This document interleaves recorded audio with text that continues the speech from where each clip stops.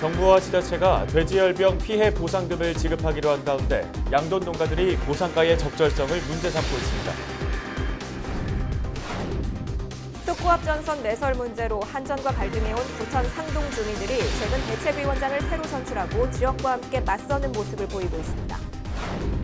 인천시가 이음카드 캐시백 혜택을 3%로 줄였습니다. 지역화폐 정책이 제대로 자리 잡을 수 있을지 걱정하는 시선들이 늘고 있습니다. 국내 최초로 치안산업 박람회가 인천에서 열렸습니다. 4차 산업혁명 시대에 치안도 하나의 산업으로 평가받고 있습니다.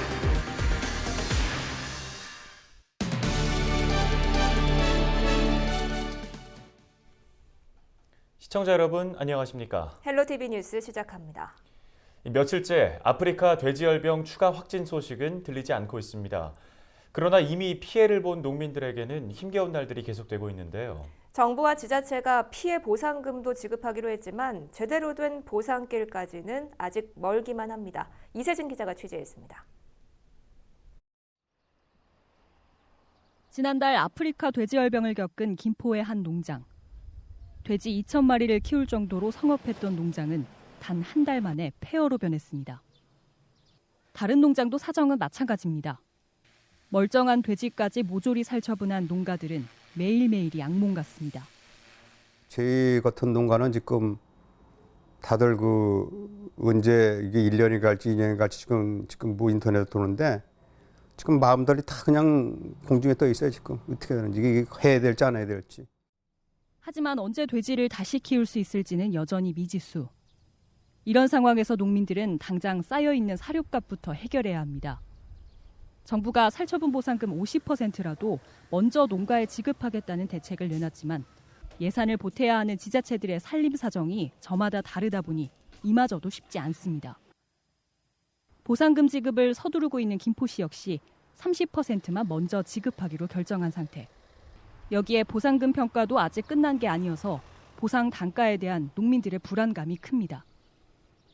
아까 보상금 100% 책정된 건 아니에요. 100%된 건 아닌데 그 기준에 그 예산 금액을 기준했을 때 거기서 다 지급금해 가지고 이거를 그 기준을 잡았을 때 이제 보상 기준이 있을 거 아니에요. 그럼 거기 지금 농민들이 반대를 하고 있거든요.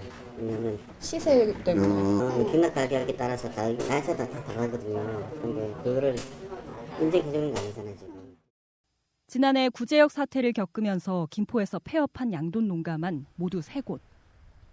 길어지는 아프리카 돼지열병 사태에 폐업 위기에 놓인 농민들의 악몽은 오늘도 계속되고 있습니다. 구제하고 아픈 슬픔도 있고 올해 또 아프리카 열병 때문에 또 슬픔 앞을 났어요. 저도 마음이 많이 아픕니다. 농가들도 다 같은 심정일 거예요. 이 보상가가 좀 적절한 수준에 좀 원활하게 됐으면 좋겠습니다. 헬로티비 뉴스 이세진입니다. 다음 소식입니다. 불과 10m도 안 되는 깊이에 30만 볼트가 넘는 고압 전류가 흐른다고 생각하면 건강과 안전에 대한 불안감이 생길 수밖에 없는데요. 지난해부터 부천과 부평 지역 주민들은 34만 5천 볼트의 특고압 매설을 둘러싸고 한전과 갈등을 이어오고 있습니다. 하지만 아직까지 뚜렷한 대책은 나오지 않은 상황인데요. 이런 상황을 보다 못한 부천 지역 주민들은 시민단체와 연대하는 등 조직적인 움직임에 나설 계획입니다. 김진재 기자가 취재했습니다. 지난 18일 국감에서 특고압 문제가 도마 위에 올랐지만 별다른 성과 없이 끝나자 주민들은 답답한 마음입니다. 전자파 장시간 노출에 대한 기준 마련이나 특고압 매설 계획 변경 등 주민들의 요구에 대해 한전이 뚜렷한 대책을 내놓지 않고 있다는 겁니다. 정확한 안전 조치를 어떻게 제할 것인지 저희 주민들 의견을 수렴해가지고 거기에 대한 답변을 주셔야만이 저희 주민들이 안전하고. 당시 국감장에 참고인으로 출석한 김성함 한전 부사장은 문제 해결을 촉구하는 30 국회의원의 질문에 즉답을 피한 바 있습니다. 사실 저희들 한전에서는 지금도 전국에 수많은 전력 설비들을 건설을 하고 있는데 거기에 갈등이 없는 곳이 없습니다. 결국 지난해부터 1년 넘게 특고압 매설을 둘러싼 갈등이 이어지고 있지만 한전의 입장에는 변화가 없는 상황. 부천 지역 주민들은 지난해 6월부터 현재까지 40차례 넘게 촛불 집회를 개최하는 등 특고함 매설에 대한 반대 목소리를 이어오고 있습니다. 특히 지난달에는 보다 체계적인 활동을 위해 주민총회를 열고 부천 특고합 대책위원장을 선출한 바 있습니다. 부천 특고합 대책위원회는 특고합 문제가 불거진 지 1년 넘게 지났지만 한전이 뚜렷한 대책을 내놓지 않고 있다며 지역 시민단체, 유관기관 등과 협력해 적극적으로 대응해 나가겠다고 밝혔습니다. 지역 단위의 모든 단체들이 결속해서 이것을 막아낼 수 있도록 힘을 모으는 데 앞으로 나갈 것이고 지역의 시민단체와 협력해서 구체적인 방안을 제시할 겁니다. 그 방안을 가지고 부천시와 정치권 또 한전과 논의를 할 것이고. 한전이 특고함 매설에 대한 기존 입장을 고수하는 상황에서 지역 주민들이 조직적인 반발 움직임을 보이고 있습니다. 헬로티비 뉴스 김진재입니다. 자유한국당 소속 부평구 의원들이 부평구 다목적 실내체육관의 불법 용역 수의 계약에 대한 조사특별위원회 구성을 다음 달로 연기했습니다. 이익성 부평구 의원은 23일 부평구의회 본회의에서 결정하기로 했던 조사특위 구성 여부에 대해 현재 부평구 감사관실이 감사를 진행 중인 만큼 결과를 지켜본 후 특위를 구성하겠다고 밝혔습니다. 부평구 시설관리공단은 지난 2016년 부평구 체육회 측에 부평 다목적 실내체육관의 운영을 맡겼지만 같은 해 진행된 정기감사에서 해당 수의 계약이 위법하다는 지적을 받았습니다. 조사가 진행 중이고 그리고 추후 233회 부평구 의회 정례회 기간 중에 행정사무감사가 예정되어 있는 만큼 집행부의 조사와 의회의 행정사무감사 절차를 우선 진행한 후에 행정사무조사를 진행하자는 조사를 진행하고 있는 집행부 감사관 부서에도 철저한 자체감사를 통해서 셀프감사, 셀프조사라는 불명예를 씻는 그런 기회가 되시기를 바랍니다. 그래서 세간의 우려가 불식되는 기회로 삼으시기를 바랍니다. 다음 소식입니다. 올해 인천에서 가장 관심이 뜨거웠던 이슈를 꼽으라면 바로 지역화폐를 빼놓을 수 없을 겁니다.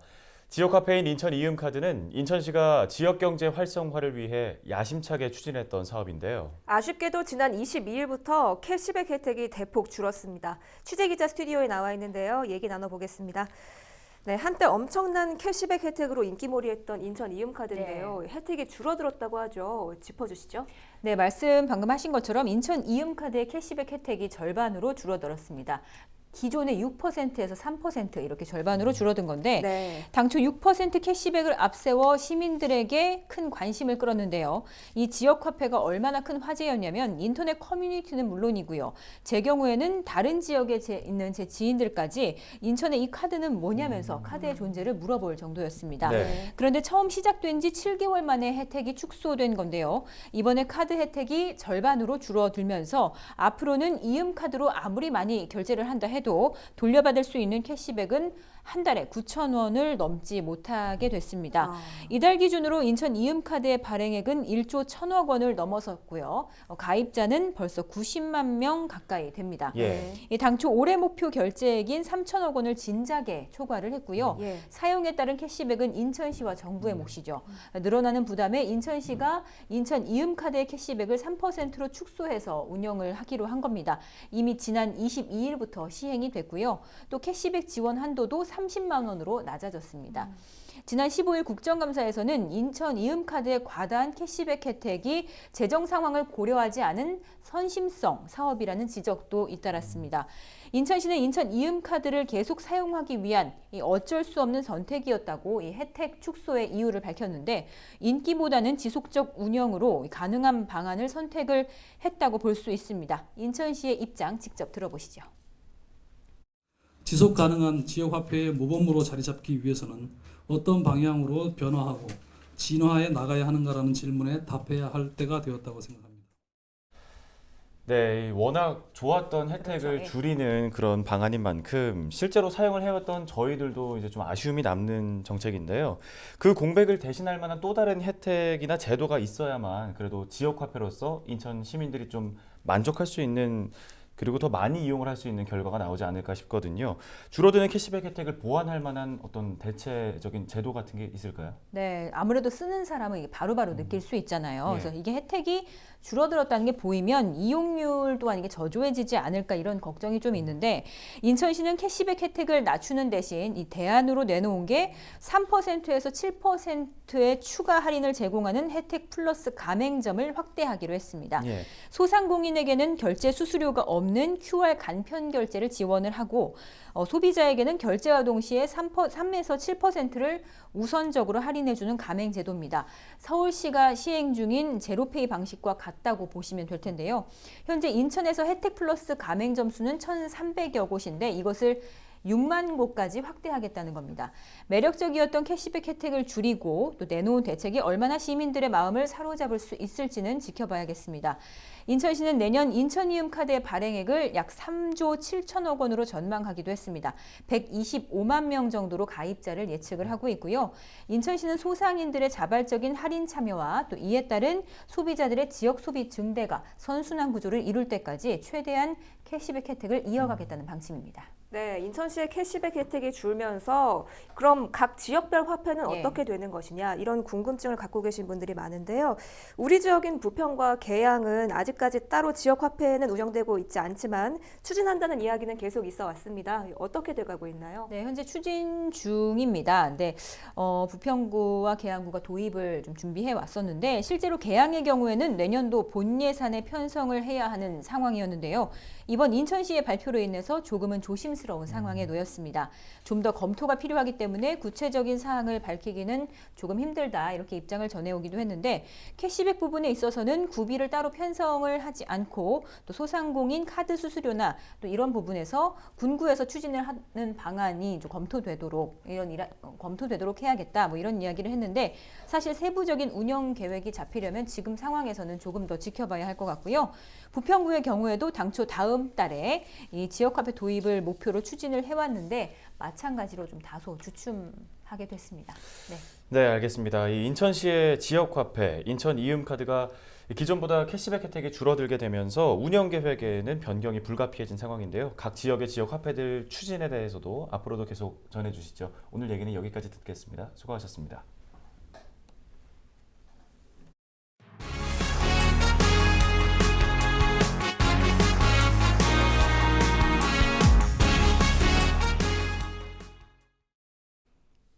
김포시가 노인 요양시설을 대상으로 실태조사를 벌입니다.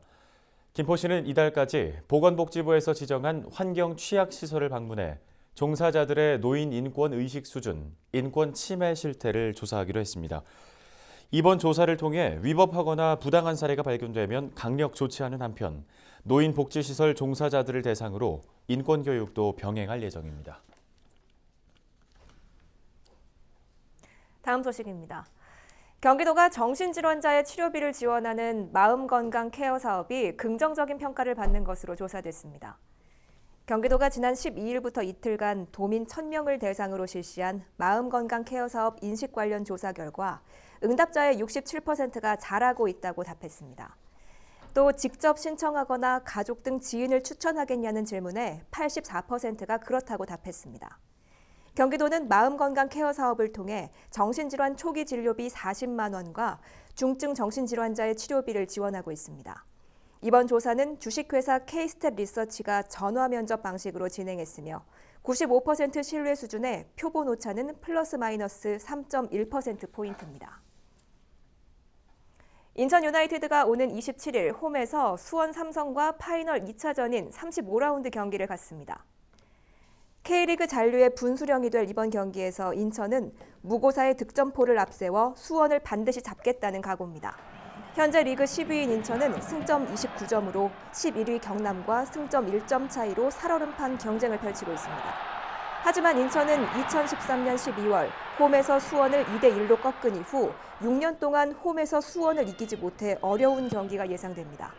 인천은 이날 홈팬들을 위해 푸드트럭 운영과 팬사인회를 개최합니다. 사용 기한이 지난 약을 판매하거나 환자와 면담 없이 사전에 약을 대량으로 조제한 의약분업 예외 지역 약국들이 경찰의 무더기로 적발됐습니다.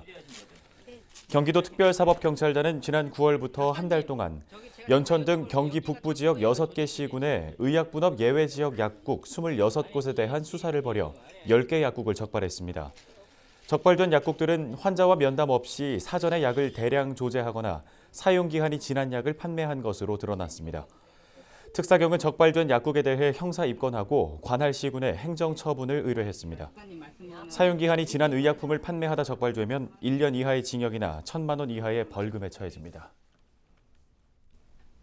4차 산업혁명 시대를 맞아 치안도 하나의 산업으로 발전하고 있습니다. 국내 최초로 치안산업 박람회가 인천에서 열렸습니다. 배상민 기자가 다녀왔습니다. 평상시엔 보기 힘든 기관단총과 권총, 소총을 직접 만져봅니다. 자율주행 가상현실 체험도 인기입니다. 알록달록 화려한 색깔의 드론이 눈길을 끕니다. 사람이나 선박, 차량 번호판 확인은 물론 유해 화학 물질과 방사능 측정까지 다양한 기능을 수행합니다. 경찰관의 도움을 받아 3D로 몽타주를 그려보고 유무선 네트워크를 이용한 초고화질 영상 관제 시스템도 둘러봅니다. 우리나라 치안산업의 현재와 미래를 한눈에 살펴볼 수 있는 국내 최초의 치안산업 박람회가 인천에서 열렸습니다. 인천시와 경찰청이 공동 주최한 박람회는 140개 기업과 기관에서 434개 부스가 마련됐습니다. 4차 산업혁명 시대 첨단 스마트 기기를 활용한 기술이 관람객들의 시선을 끕니다. 이런 4차 산업혁명이 경찰에도 잘 적용이 되면은 국민들 안전을 지키는 데도 많은 도움이 될 거라고 느꼈습니다. 이번 행사는 국제 치안산업 비즈니스 교류의 장이자 시민과 기업, 경찰이 함께하는 소통의 장이 될 것으로 기대됩니다.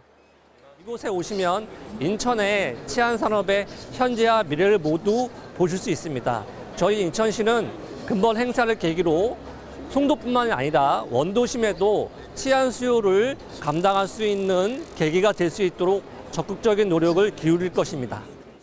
인천시는 이번 행사가 글로벌 치안산업 박람회로 성장하도록 적극 지원할 방침입니다. 피브로드 뉴스 배상민입니다. 인천시가 어르신들의 경력과 연륜을 활용한 노인 일자리 사업을 시작합니다. 컴퓨터 전문가부터 당구 전문가까지 자신의 경력을 활용해 일도 하고 돈도 버는 구조인데요. 90이 넘은 어르신도 일자리를 얻었다고 합니다. 이형구 기자입니다. 1929년생인 김승자 할머니. 우리 나이 91세 새로운 일을 시작합니다. 보육시설 미취학 아동에게 동화책을 읽어주는 소통 강사로 활동하게 된 겁니다. 성경책도 많이 보고 뭐 아이들도 서로 지금은 늙었지만 조금 젊었을 땐 아이들 주일학교도 이렇게 한 적도 있고 그러니까 그런 경험으로 그냥 일을 하는 건 좋은 거죠. 인천시가 노인의 경력과 연륜을 활용해 노인 일자리를 만드는 경륜 전수형 노인 일자리 사업이 첫 발을 내디뎠습니다. 일단 올해 말까지 268명의 노인이 사업에 참여합니다. 치매 예방 도우미와 웃음 강사, 그리고 컴퓨터 지도와 동화 구연 등의 활동을 하게 됩니다. 월 30시간 일을 하면 27만 원을 손에 줍니다. 인천시하고 10개 군구청이 다 열심히 해서 3만 2천 명 정도에게 일자리를 해드렸어요. 내년에는 8천 명 더 늘려서 내가 4만 1천 명 정도에게 일자리를 드리려고 합니다. 인천시는 단계적으로 사업을 확대해 2022년까지 5천 개의 경륜 전수형 일자리를 만든다는 계획입니다. 피브로드 뉴스 이영구입니다. 날씨 알아보겠습니다. 중국 쪽에 위치한 고기압의 가장자리에 들면서 목요일엔 맑은 날씨가 이어질 것으로 전망됩니다. 미세먼지 농도도 보통 수준 예상돼 바깥 활동 무리 없겠습니다. 주간 날씨 볼까요?